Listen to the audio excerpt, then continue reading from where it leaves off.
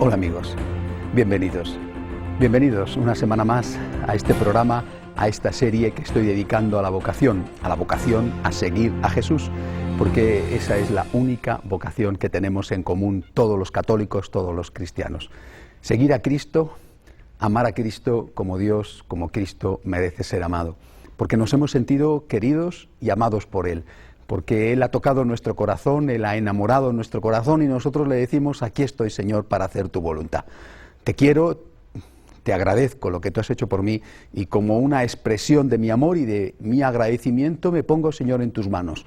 Dime, Señor, ¿qué quieres que yo haga para expresarte mi amor? Y entonces es cuando empieza el discernimiento vocacional, ese discernimiento vocacional que en la mayor parte de los casos lleva a la persona a casarse, a intentar por lo menos casarse. En algunos casos sabemos que no es posible porque no se encuentra la persona adecuada, pero a intentar formar la propia familia y a vivir la santidad, la unión con el Señor en esa familia y desde ahí también intentar transformar la realidad social que nos rodea para que sea lo más parecida al reino de Dios en la tierra. Esa es la vocación del laico, a la cual ya he dedicado 2 programas. Pero hay otras personas, lógicamente una minoría, pero una minoría no nada desdeñable, ni siquiera numéricamente, que sienten en su corazón una llamada de Jesús a una entrega más plena, a una imitación de Cristo que fue pobre, que fue casto, que fue obediente al Padre. Un Cristo que se entrega totalmente y que renuncia a cosas buenas, a cosas legítimas como tener una familia, tener los propios hijos, y que lo hace por el reino, es decir, por Dios nuestro Señor y por la evangelización o por atender y ayudar a personas necesitadas. Esas personas que quieren imitar completamente a Cristo en su estilo de vida, esas personas son los religiosos, los consagrados, llamados, ampliando así el concepto específico de religioso, porque como diré hoy en el programa, hay más de una forma de vida consagrada. El consagrado, por lo tanto, como les decía a ustedes en el programa anterior, el consagrado se va a caracterizar por estos 5 puntos, y seguramente se pueden encontrar más. No pretendo hacer en un programa de este tipo, hacer una teología exhaustiva de la vida religiosa o de la vida consagrada. Una consagración plena al Señor, una imitación de la vida de Cristo, pobre, casto y obediente. En segundo lugar, una llamada de atención en esta sociedad tan consumista a que solo Dios basta, que lo importante es el ser y no el hacer o el tener, por lo tanto una especie de anticipación escatológica, de anticipación de lo que será la vida en el cielo. En tercer lugar, la vida en comunidad para la inmensa mayoría, aunque hay algunos casos, determinados institutos seculares que no tienen vida común. En cuarto lugar, la práctica de los 3 votos, pobreza, castidad y obediencia, entendidos como formas, expresiones del amor a Dios que nos ayudan, que nos hacen más libres y que nos preparan mejor para ese seguimiento, para esa consagración plena a Cristo y a la causa de Cristo. Y por último, con eso terminé el programa de la semana pasada, por último, el carisma concreto que tiene la fundación, el movimiento, la vida religiosa, en fin, la institución en la que uno entra, ¿no? Ese carisma, ese don que el Espíritu Santo, no lo olviden esto nunca, el Espíritu Santo, no la persona, no el fundador, sino el Espíritu Santo puso en el fundador. Bueno, ese seguimiento en esa institución implica también un seguimiento, una relación, un amor con el fundador, naturalmente de una forma siempre relativa. No se trata de sustituir a Cristo por el fundador o por la fundadora, se trata de que Cristo ocupe siempre el primer lugar. Y también les decía a ustedes, cuando nosotros nos entregamos con el voto de castidad, no significa que renunciamos a amar, significa que ponemos a Cristo en el primer lugar de nuestro corazón con todas las consecuencias que eso tiene. Pero Cristo no quiere estar Él solo en el corazón, está encantado de estar en nuestro corazón junto, por ejemplo, con los familiares, con los padres, con los hermanos, con los amigos, bueno, con los hermanos espirituales. El Señor no quiere reinar Él solo en el corazón y que no haya nadie más, quiere ser el primero. Tiene derecho a ser el primero y es lo mejor para nosotros y para los nuestros que Él sea el primero. Pero nada más, eso no significa que Él quiera ser el único. El solo Dios basta significa que solo Dios nos llena del todo. No significa que solo tengamos que amar a Dios.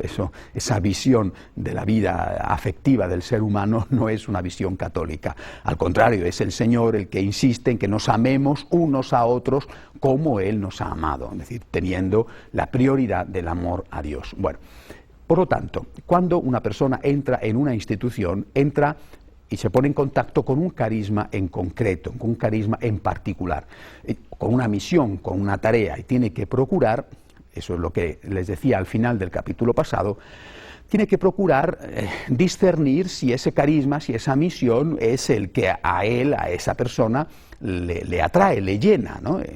Esto es una parte esencial de ese periodo de discernimiento. No basta con decir, yo quiero consagrarme a Cristo, ¿eh? No basta con decir eso, hay que decir, yo quiero consagrarme a Cristo, siento que Dios me llama a la consagración, tengo que ahora tengo que averiguar dónde. No es sencillo eso.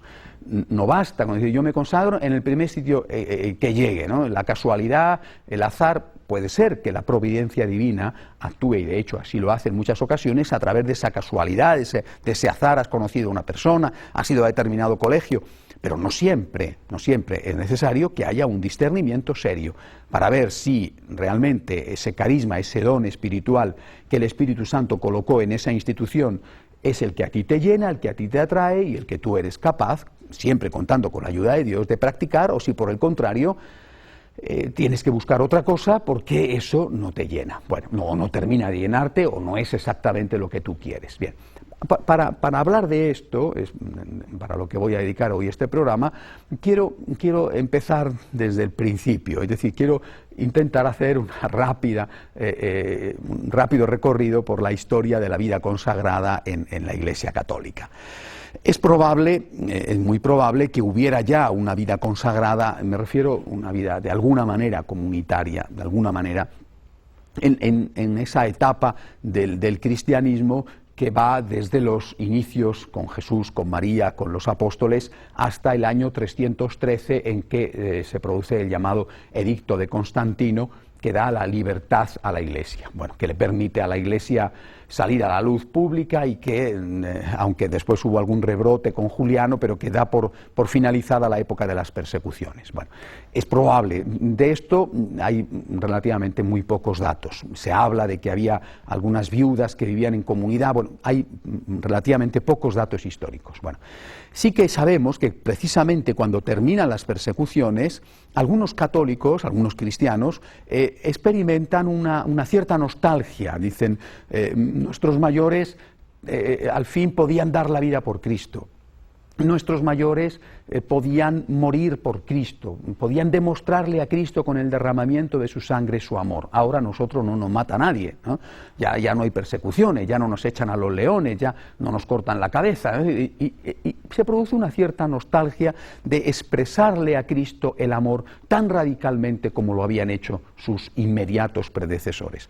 Y así es como va a surgir, con el deseo de mostrarle a Dios, a Cristo, su amor radical, su amor completo, va a ir surgiendo una llamada a la consagración, de alguna manera, lo que serían los inicios de la consagración religiosa. Ahí empiezan los llamados padres del desierto, anacoretas, eremitas, hombres, también algunas mujeres, que muy en particular en el desierto de Egipto, o también en algunas zonas pues, de Arabia, de Siria, de la actual Turquía, la Capadocia, bueno, son hombres y alguna mujer que se retiran a vivir en soledad para unirse más completamente a Dios, para que nada les distraiga, ¿verdad?, para que nada les separe de ese Dios al cual quieren dedicar su vida, y para hacer una llamada de atención a una sociedad que ya entonces, según cuentan los que vivían entonces, así lo han dejado por escrito, ya entonces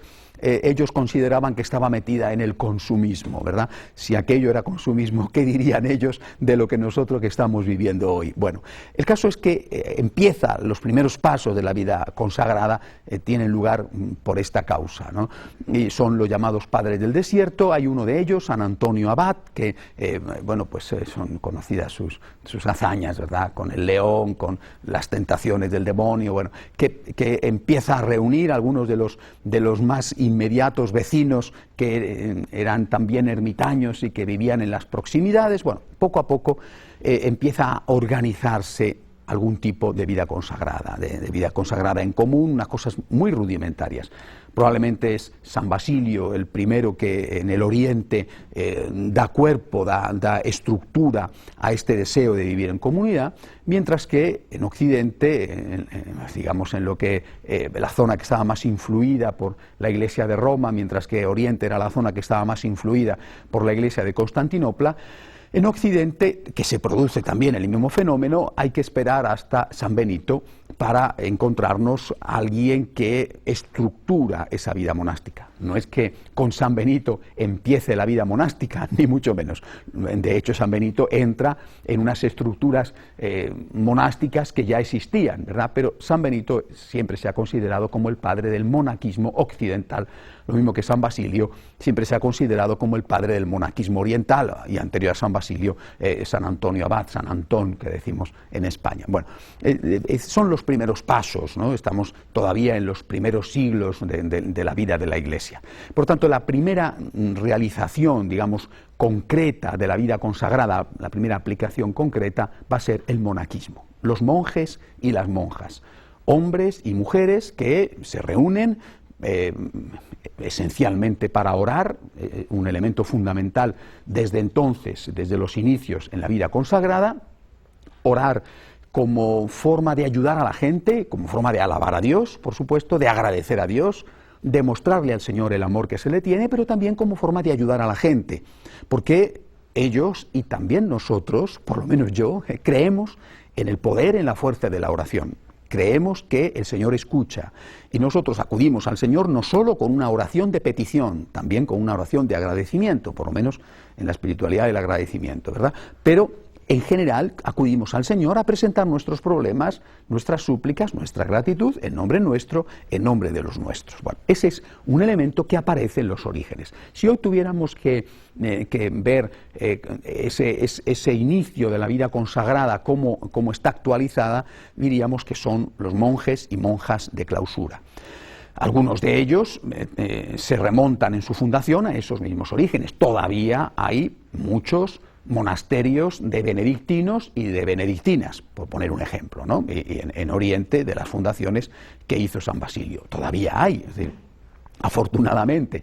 Y después otras fundaciones monásticas que han venido más tarde. Pienso una reforma de los benedictinos como fue el Cister, una reforma del Cister como fue la Trapa, es decir, otros de otras características que ya no son reformas, sino que son fundaciones propias, que los cartujos, por ejemplo, son grupos minoritarios, pero que existen y que son testigos en medio de nuestro mundo secularizado de que solo Dios basta, ¿no? Y hablando de solo Dios basta, no podemos olvidar naturalmente a las monjas y monjes que tienen su origen en esa gran reforma que se produce en la Edad Media, en lo que se llaman los mendicantes.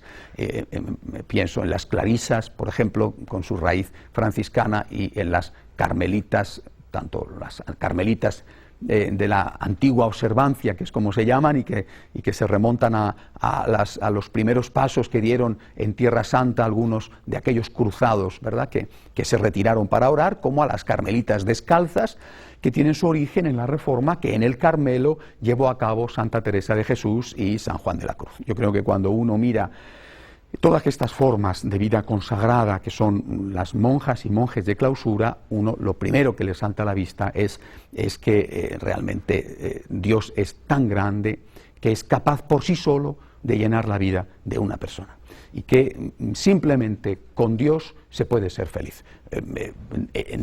Fíjense, no estoy diciendo que esas personas no hagan otra cosa, porque todos sabemos que hacen otras cosas, ¿no? Que ellos Y ellas se ganan la vida no solo con las limosnas que les dan las personas que acuden a sus monasterios a encomendarse a sus oraciones, sino que se ganan la vida con algún tipo de trabajo, quienes mantienen, por ejemplo, actividades agrícolas todavía, o otro tipo de actividades de repostería, de confección de prendas. Bueno, o sea, no son parásitos como algunos estúpidamente afirman, de ninguna manera. Primero, porque una persona que reza es extraordinariamente útil. Esa es su primera utilidad, y esa es una utilidad y un servicio impagable. Pero es que además se ganan la vida también con el trabajo de sus manos.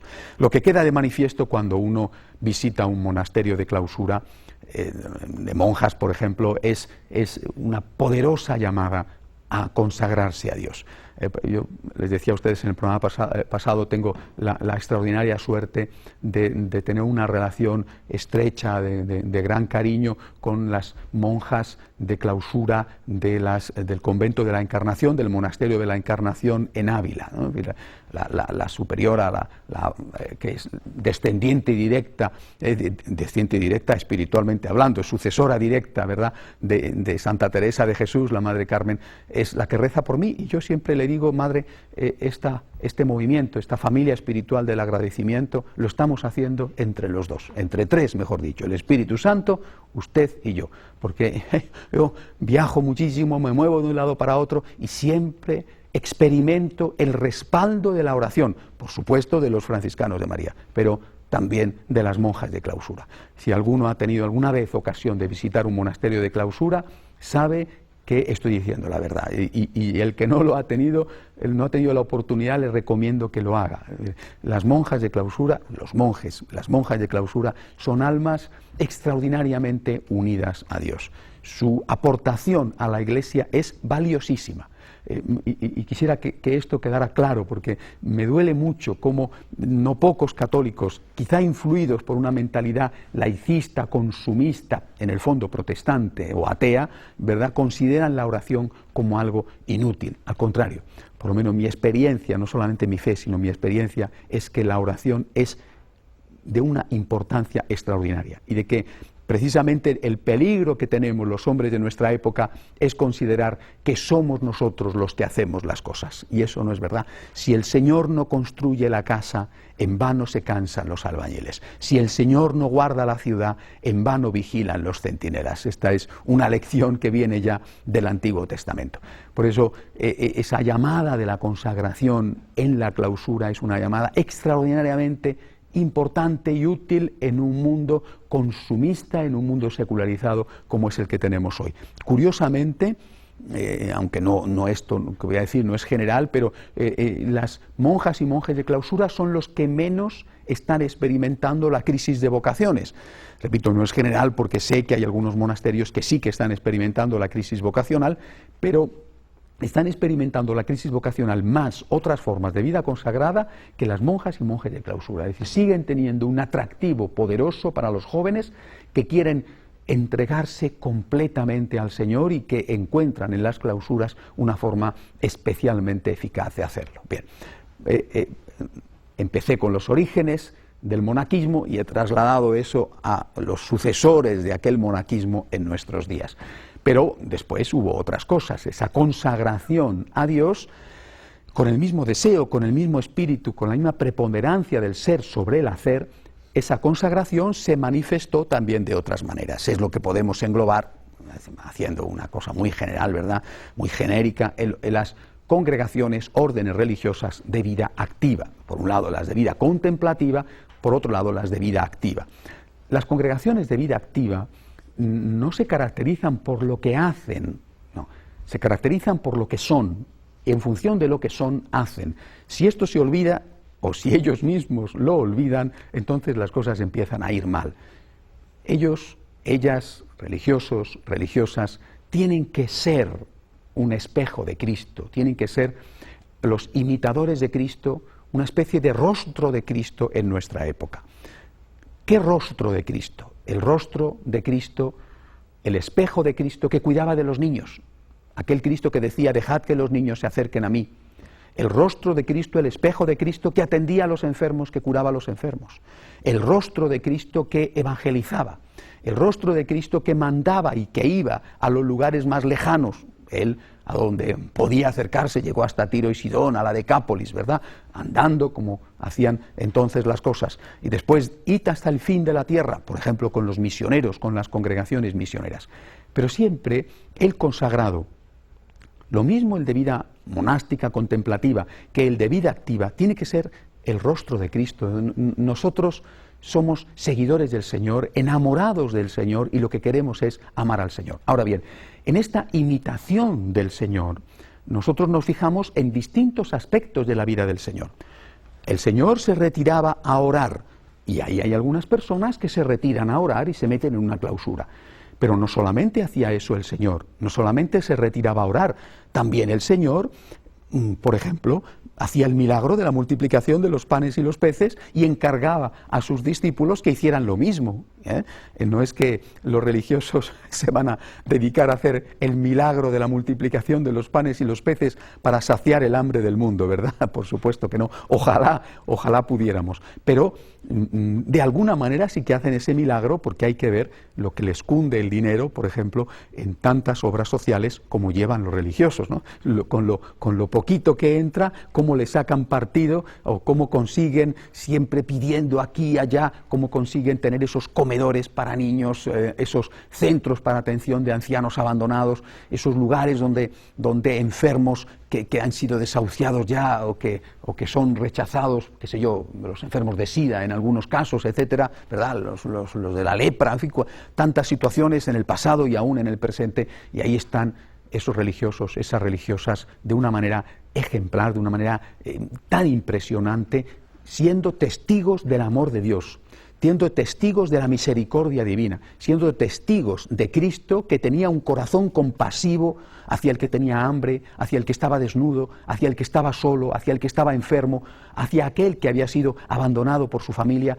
Los religiosos, las religiosas son testigos del amor de Dios, testigos de la compasión divina, de la misericordia divina. Esto es de una gran belleza y es una de las glorias de la Iglesia Católica. La gran cantidad de hombres y mujeres en su historia y aún hoy en el presente, a pesar de la indudable crisis de vocaciones, la gran cantidad de hombres y mujeres, de jóvenes, valientes y generosos, que le dicen al Señor: aquí estoy, tú me has llamado y yo he respondido a tu llamada, cuenta conmigo, quiero ir a donde tú me envíes, si es a un país de misión a evangelizar, si es a cuidar enfermos, a cuidar niños, a atender ancianos, a atender lo que sea. Es decir, Señor, yo estoy aquí y no me importa contagiarme de una enfermedad, exponerme a peligros de ir a países que están en situaciones de violencia o de inestabilidad política. Señor, cuenta conmigo para ser tu testigo en medio de los hombres, para ser tus manos misericordiosas, tu corazón misericordioso en medio de los hombres. Es una vocación maravillosa, es una vocación que tenemos que todavía más promocionar y cuidar. Bueno, también dentro de los franciscanos de María hay una rama de consagrados y de consagradas, de personas que quieren vivir la espiritualidad del agradecimiento y hacerla vivir. Es una misión específica, la misión del servicio a Dios, de defender los derechos de Dios, de recordar que Dios tiene derecho a ser amado, de amar y de hacer amar al amor. Luego habría un tercer bloque más reciente, de los últimos años, que serían los institutos seculares, sociedades de vida apostólica, que intentan adaptarse a los cambios que se han producido en este tipo de sociedad secularizada y presentar unas fórmulas de vida consagrada. En el caso de los institutos seculares, en muchas ocasiones no viven en común, en otros casos hay institutos seculares que sí tienen vida en común. En el caso de las sociedades de vida apostólica sí que tienen vida en común y son una especie, de alguna manera, de vida consagrada, de vida religiosa con otras características. Bien, les he dibujado rapidísimamente, porque realmente esto merece muchísimo más, les he dibujado el panorama del desarrollo de la vida consagrada en los 2000 años de historia de la Iglesia. No todos los santos han sido religiosos, por supuesto, pero muchos de ellos sí. la mayoría de ellos sí. Es decir, en la vida de la Iglesia destacan con una fuerza especial muchos de los fundadores de instituciones religiosas, ¿no? Es decir, San Benito como patrono de Europa, por ejemplo, que hubiera sido de aquella Europa medieval después del hundimiento del Imperio Romano si no hubiera sido por los monjes benedictinos, que a veces incluso salvaron las nociones más básicas que permitían la supervivencia humana, como la agricultura, ¿verdad? O las nociones más básicas de la cultura, saber leer y escribir, en fin, ¿no? ¿Qué hubiera sido de la Iglesia si no hubiera tenido esa gran oleada de espiritualidad que supuso la llegada de las órdenes mendicantes, los franciscanos, los dominicos, los agustinos, ¿no? ¿Qué hubiera sido después, en el siglo XVI, la Iglesia si no hubiera tenido esa nueva oleada que llegó, por ejemplo, con las reformas de los carmelitas o otras órdenes reformadas, los carmelitas descalzos, o con la llegada de los jesuitas? ¿Qué hubiera sido después sin la llegada de las congregaciones misioneras que llevaron a África, a tantos lugares de Asia, el mensaje de Jesucristo? La vida religiosa es un don del Espíritu Santo enviado a la Iglesia y al mundo. Démosle gracias a Dios por ello. Planteémonos una vez más, sobre todo los que pueden, los jóvenes, si el Señor no nos estará llamando. Lo mismo que dije la semana pasada, invito especialmente a aquellos que tengan dudas para hacer discernimiento vocacional, que me puedan escribir al correo que siempre aparece, consultas@frmaria.org. La semana que viene, si Dios quiere, seguiremos. Hasta entonces, que Dios les bendiga.